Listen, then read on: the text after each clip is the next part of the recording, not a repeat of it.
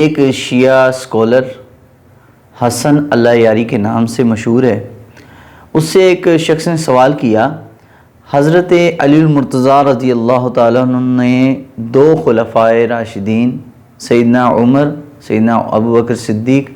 امیر المومنین رضی اللہ عنہما، ان کے خلاف جہاد کیوں نہیں کیا؟ تو اس نے ایک من گڑھے روایت بیان کی،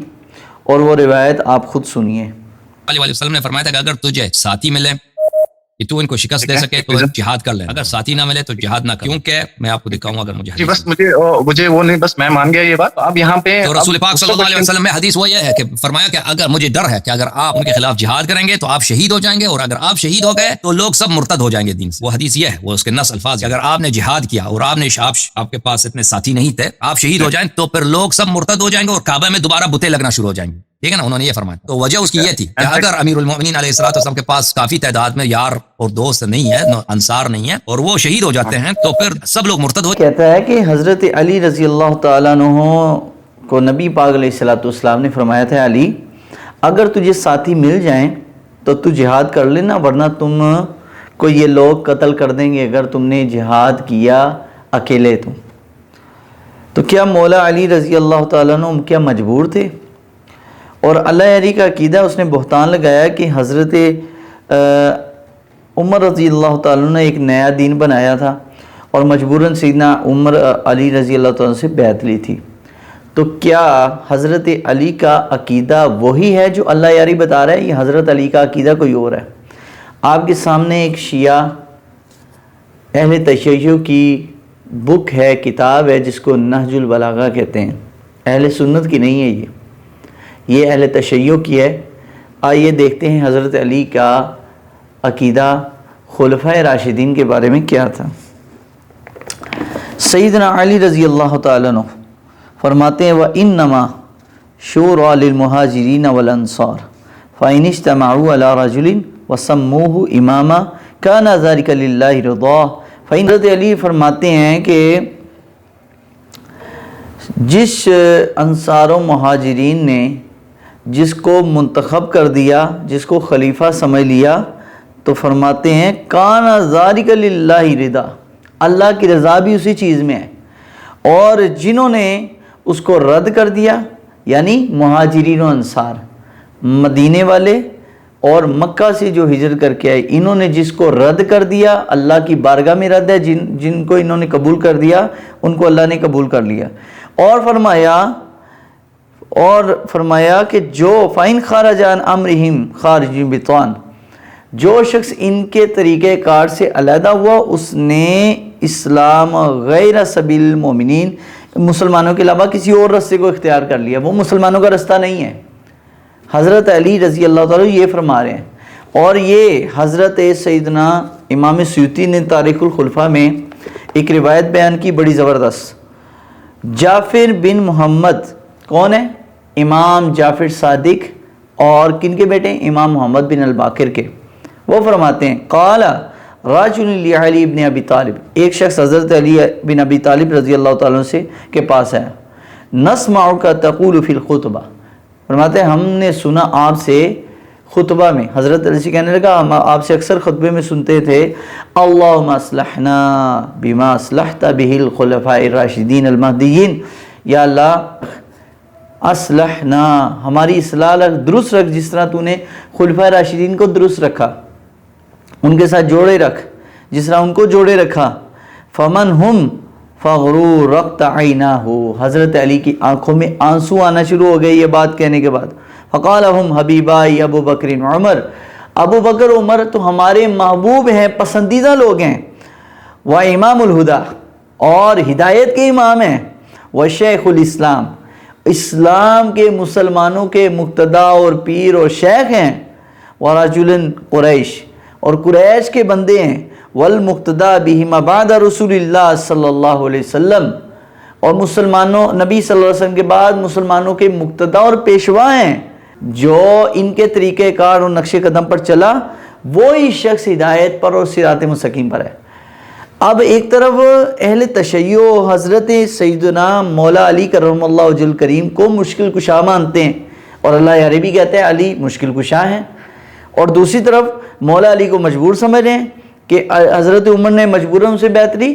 بلکہ حضرت ابو بکر صدیق اور عمر رضی اللہ تعالیٰ کے بارے میں حضرت علی کیا فرماتے تھے؟ فرماتے تھے مرو ابا بکر یصلی بالناس، نبی پاک علیہ السلام نے ابو بکر رضی اللہ تعالیٰ، یہ کون؟ حضرت علی اپنے خطبے میں فرما رہے ہیں، فرمایا مرو ابا بکر یصلی بالناس، نبی علیہ السلام نے ابو بکر رضی اللہ فرمایا ابو بکر جاؤ اور لوگوں کو نماز پڑھاؤ۔ فلما قبض اللہ نبیہ نظرنا فی امورنا فاخترنا لدنیانا من رده نبی اللہ لدیننا صلی اللہ علیہ وسلم، فرمایا جب نبی صلی اللہ علیہ وسلم دنیا سے چلے گئے تو اللہ کے نبی صلی اللہ علیہ وسلم نے جس کو ہمارے دین کے لیے مقرر کیا، جس کو نماز پڑھانے کے لیے مقرر کیا، ہم نے اس کو اپنی دنیا کے امور کے لیے بھی منتخب کر لیا۔ اور فرمایا وَكَانَتِ الصَّلَاةُ أَصْلُ الْإِسْلَامِ، کیونکہ نماز دین کی اصل ہے، اسی طرح جس طرح دین کی اصل ہے، جو اس کا اہل ہے پڑھانے کا تو وہی تخت رسول پر بیٹھنے کا بھی اہل ہے، جانشین رسول بننے کا بھی اہل ہے۔ وہی امیر الدین، اور وہ کون ہے؟ دین کے امیر ہیں، مسلمانوں کے امیر ہیں۔ وقوام الدین فبایعنا ابی بکر وکان لذالک اہلا، یہ جملہ سننے والا ہے، وکان لذالک اہلا۔ حضرت علی نے فرمایا کہ ابو بکر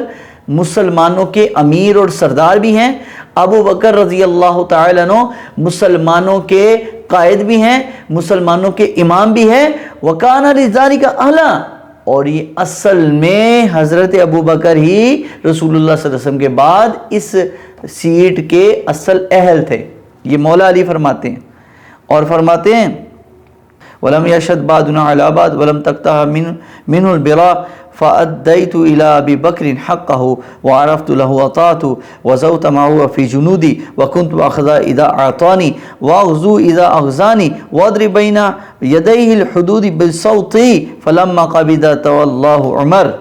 فرمایا میں نے پھر ابو بکر کی اطاعت بھی کی، ان کے ساتھ لشکر میں بھی شریک رہا، ان کے ساتھ میں نے مسلمانوں کے فیصلے کیے، اور مسلمانوں میں جو حدود قائم کرنے کی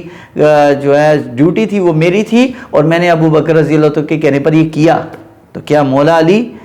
مجبوری سے کر رہے تھے؟ تم لوگ سیدنا علی کرم اللہ وجہ الکریم کو مجبور محض سمجھتے ہو کہ وہ مجبور تھے،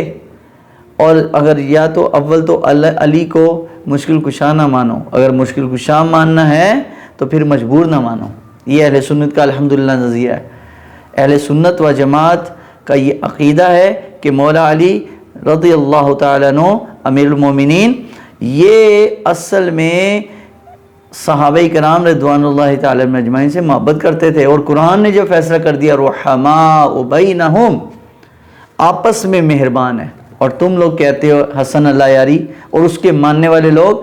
14 سال کے بعد اٹھ کے تمہاری شکل دیکھو لعنت پڑی ہوئی ہے، اور تم کہتے ہو کہ سیدنا علی رضی اللہ تعالیٰ عنہ اور ان کے ماننے والے یہ ابو بکر و عمر رضی اللہ تعالیٰ پر آج تانے زبان دراز کر رہے ہیں۔ اگر یہ بات ہوتی تو حضرت جعفر بن محمد امام جعفر صادق کیوں یہ بات بیان کرتے کہ ابو بکر امام ہیں، ہمارے مقتدا ہیں، ہمارے پیشوا ہیں؟ میں نہیں کہہ رہا، یہ حضرت سیدنا امام جعفر صادق نے حضرت علی کا خطبہ بیان کیا ہے۔ تو مولا علی رضی اللہ عنہ کے بارے میں من گھڑت روایت ہے کہ علی اگر تیرے ساتھ لوگ شامل ہو جائیں تو ان کے خلاف جہاد کرنا، اگر تم نے ان کے خلاف بات کی یہ تمہیں قتل کرا دیں گے۔ نعوذ باللہ من ذالک، استغفر اللہ۔ یہ تو حضور کی ذات میں ایک عیب نکالنا ہے کہ نعوذ باللہ حضور اتنے زمانے میں ابو بکر عمر رضی اللہ عنہما ان کی اصلاح ہی نہ کر سکے، ان کو مسلمان ہی نہ بنا سکے، اور مسلمانوں پہ امیر مقرر ہو گئے۔ نا نا نا نا، لا حول ولا قوت الا باللہ۔ اللہ تعالیٰ عقل سلیم نصیب فرمائے۔ ایک سوال کیا ہے احمد حسن ان کا نام ہے، اور انہوں نے سوال کیا